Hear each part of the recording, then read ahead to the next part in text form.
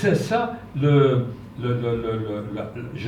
crois, le motif qui doit continuer à nous réunir, à vous réunir, à sensibiliser également l'opinion internationale, pas seulement l'opinion rwandaise, mais également l'opinion internationale, la recherche de la vérité.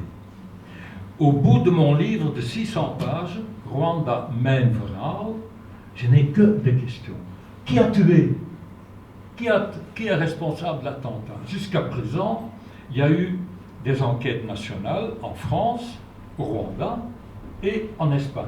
Mais aucune enquête internationalement, enquête indépendante, objective, internationalement mandatée par l'ONU par exemple.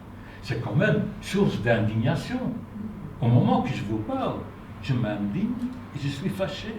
Jusqu'à présent, cet attentat qui a été le signal du début d'un génocide n'a toujours pas été enquêté d'une façon responsable par la communauté internationale. Mais pour ce qui est de l'attentat, ça dépend vraiment des Rwandais. Et là-dessus, je pense que il ne faut pas être dupe. La déclassification de documents ou un certain nombre de choses ne viendra pas sans, je dirais, une certaine volonté de pression des Rwandais, des populations rwandaises, des élites rwandaises, pour demander la vérité, parce que c'est leur pays. C'était le président du Rwanda en exercice, c'était le président du Burundi en exercice. Ces deux pays se doivent de pousser l'administration Trump à leur fournir des éléments, ou en tout cas de fournir les éléments à leur disposition sur ce qui s'est passé dans ce jour du 6 avril.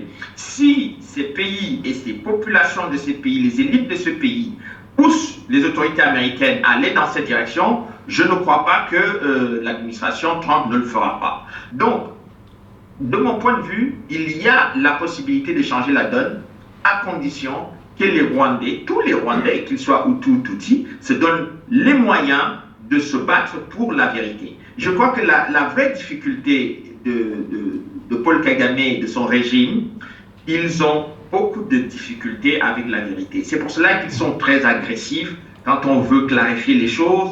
Ils vous taxent de ce que vous n'êtes pas, ils vous accusent de tous les noms. Un jour, d'ailleurs, même quand vous abordez les questions du Congo, qui n'ont absolument nécessairement rien à voir avec le génocide de 1994, ils viennent vous attaquer de vouloir être négationniste, que si vous défendez les crimes, enfin, vous défendez les victimes du Congo, c'est parce que vous soutenez les génocidaires du Rwanda. Enfin, ils sont passés maîtres dans l'art de l'amalgame, de la confusion.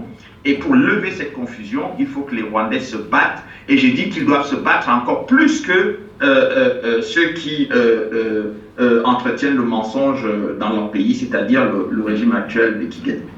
La première chose que je dirais, c'est que il ne faut pas faire de compromis avec la vérité. C'est-à-dire que vous allez entendre toute la propagande du FPR qui se bat bec et ongle, parfois même plus, pour qu'on ne parle pas des éléments qui se sont réellement passés et qui les mettent face à leurs responsabilités, notamment la responsabilité de l'attentat contre l'avion. Moi, je n'ai absolument aucun doute que c'est le FPR qui est derrière. Et donc, vous allez voir, le jour où vous comprendrez de plus en plus qu'effectivement ils sont derrière, que vous oserez vous le dire, que vous oserez en parler, évidemment, ils vous attaqueront. Charles a expliqué comment lui-même en a été victime. Et donc, premier message, ne faites pas de compromis avec ça. Ça fait peur, on se sent mal, on croit que le monde entier va nous tomber dessus, on est accusé de génocide, d'idéologie génocidaire, d'enfants génocidaires, de négationnistes, etc. Mais il ne faut pas faire de compromis avec ça. Et je pense que c'est la première étape pour que, justement, de plus en plus de Rwandais et des gens qui ont droit à une histoire réelle, complète et véritable de leur pays, ces gens-là puissent l'obtenir.